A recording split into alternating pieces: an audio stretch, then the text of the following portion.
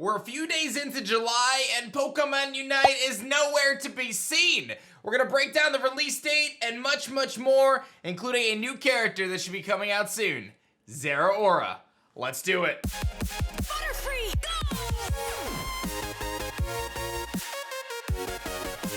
Yo, whoa, what is going on YouTube? It's your boy Dan, aka aDrive. I'm bringing you guys a brand new video today, and today we're gonna be jumping into the world of Pokemon Unite, the new MOBA game releasing for the Nintendo Switch and eventually mobile devices.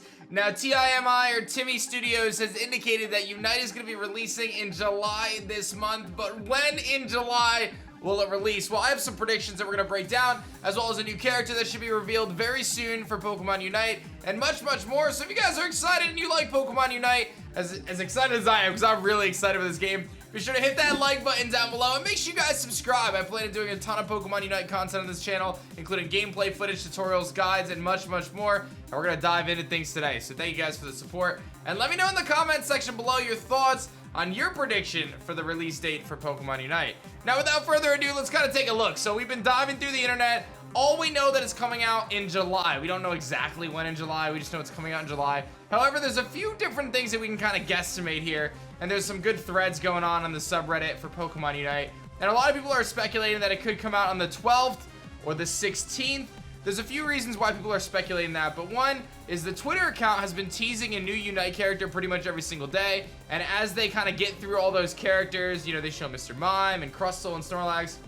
As they get through all those characters, eventually you would think that once they finish them, that would be a good time for them to say, okay, the game is officially out. So that's one thing. Another thing is there was a data mine that took place that actually kind of concluded that there was supposed to be an event coming out on the 15th, if I'm not mistaken. So if there's an event on the 15th, that would allow us to, or lead us to believe that it's very possible that it comes out before then, right? Because it's like, why would they have an event scheduled for the 15th in the data mine, but then not have the game out yet? So when you look at the calendar, I think there's a few dates that we can look at. I think we can look at the Friday this week, and I'll actually pull out my calendar right now as I'm speaking of this. So I think you could look at maybe the 9th as a potential, but I think more realistically, we're looking at something like the 12th or maybe the 16th, as I kind of indicated there. These are just predictions right now. We really don't know for sure, but I would say look for that timeline. It is also incredibly possible that it just gets pushed off to the end of the month. The reality of it is they probably didn't have a timeline specified when they said it was going to be July, because they wanted to gather the data and the feedback and any sort of bugs from the Japanese beta,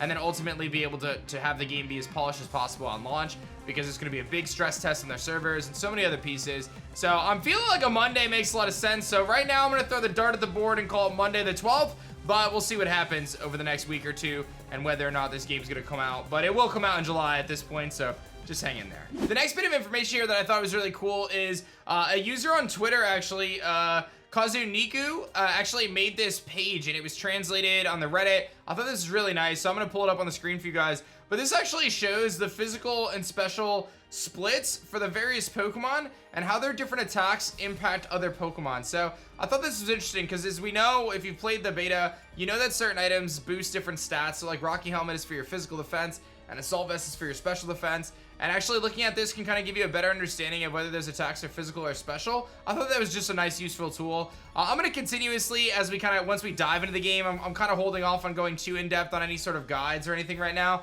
Once we dive into the game and have full access to it, I'll probably be making a ton of guides on how to play different characters and all that other stuff, and more the kind of in-depth stuff. But I thought this was pretty useful, and I'll continue to bring you guys the resources that I come across, because there's been a huge community effort so far, and just kudos to those people who are doing all this hardcore research. And once we have the mobile game, a lot of this stuff won't even need research because it'll be data mineable, right? It'll be really easy to access this information through just the different kind of technology that a mobile game uses. So lots of information coming there. But now we're going to jump into kind of the big piece of this video here. So the biggest thing here is Zeraora. And we know of a handful of characters that have been data mined up to this point, including Nidoking and Blissey and Marshadow and obviously Gardevoir and Blastoise. But we've got a lot of information on Zeraora through data mines, and I thought it was really cool to kind of take a look at a little bit what Zeraora does here. And this infographic was made by Slaps in Discord. And basically the idea behind this is he has a passive which increases his electric potential, and it actually, when it gets damaged, it's going to convert some of that damage to power output. So as it takes more damage, it's going to deal more damage. So if you're in kind of a situation where you're around a lot of enemies, you're actually probably going to deal more damage. So in terms of his different attacks, he can have agility, which allows him to quickly move in one direction, and then it actually increases his attack speed, which is very cool. Also has the opportunity to use Slash, which is going to suddenly rush forward. We know Absol has a similar attack. It can attack forward with its sharp claws, causing knock up or knock back, which could be really good. Then he's got a different option as Volt Switch, which allows him to move in one direction, damaging the Pokemon, and then you can actually press it again and go back to the original spot, which is super duper cool. And this is something that I had theorized with various Pokemon in the past of utilizing something like U-Turn. I don't know if anyone played the beta, but some certain moves you can press, have them activate the move, and then you can press it again to do another move. So Gengar is an example of using Dream Eater, right? You put them to sleep and then you attack them with Dream Eater. This is showing that Volt Switch will allow you to lunge forward, hit a Pokemon, and then press the button again and get out of there. And having that kind of flexibility, that movement is incredible. Absol really has that movement as well, being able to really move around the map incredibly fast and create a difficult playstyle for the opposing Pokemon. It's gonna have Discharge. It can attack by discharging. When enemy Pokemon are near, it actually gets a little bit of a shield. When the move ends, Zeraora drags enemies with status conditions to him for extra damage and stun. And then it has actually some buffs. So as you level up these different characters in the match itself, they gain slight buffs. So this will have a slowing effect on the opposing Pokemon. And Volt Switch is going to have a little bit extra damage and a little bit more of that buff duration, which is also going to give you an attack and speed buff for Volt Switch, by the way.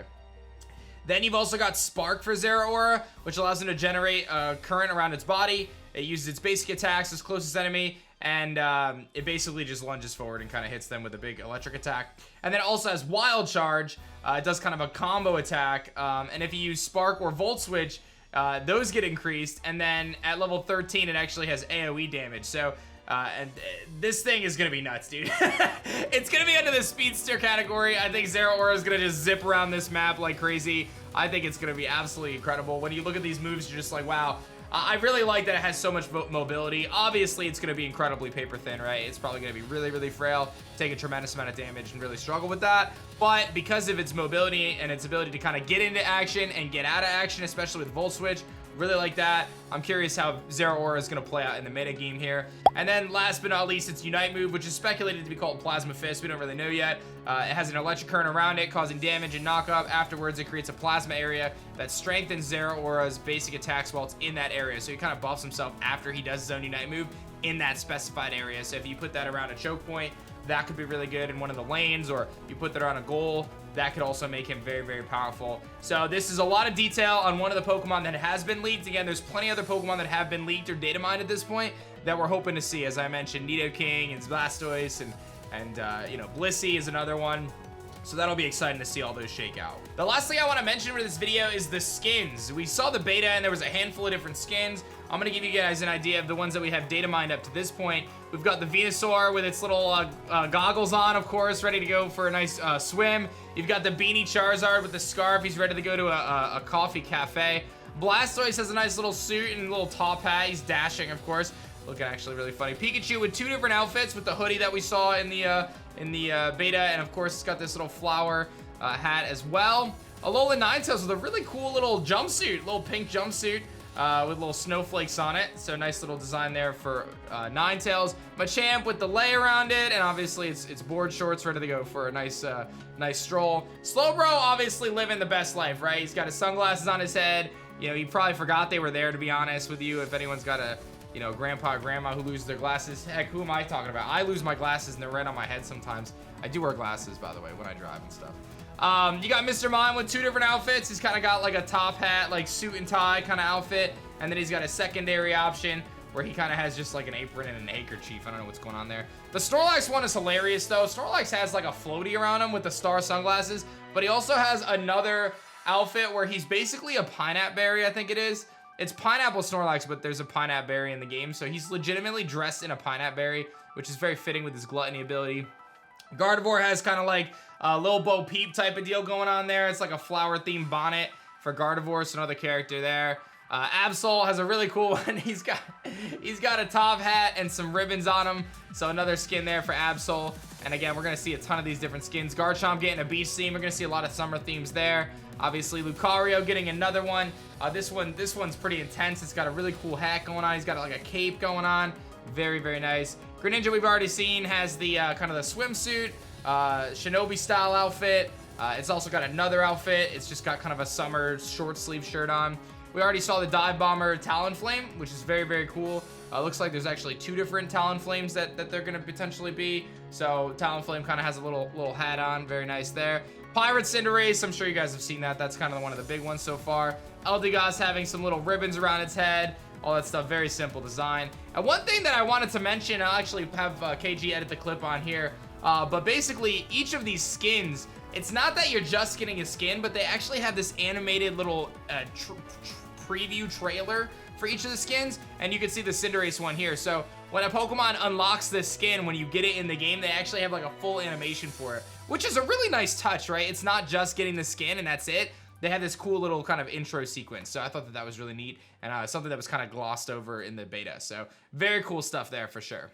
So as you can see, there's a ton of stuff to unpack for Pokemon Unite, and I'm really excited to get my hands on the game. I hope it does not come out while I'm on vacation this week, so fingers crossed for me, please. But when it does come out, I will be grinding it like crazy, unless of course it comes out while I'm away, but fingers crossed again. I hope you guys enjoyed this one. Let me know your thoughts on Zeraora and any other characters you hope to see. A lot of data mining information coming out, and expect to see a lot of news videos, guide videos, things of that nature from me. So make sure you guys are subscribed if you're new. Seriously, this is the place to be for Pokemon Unite content. I've got a ton of Pokemon Unite stuff. You can check the playlist in the description already. I did a ton of beta videos. And that's that, guys. Thank you so much. Like the video if you enjoyed it. My name is Dan. I also go by aDrive, and I will see you guys on the next one.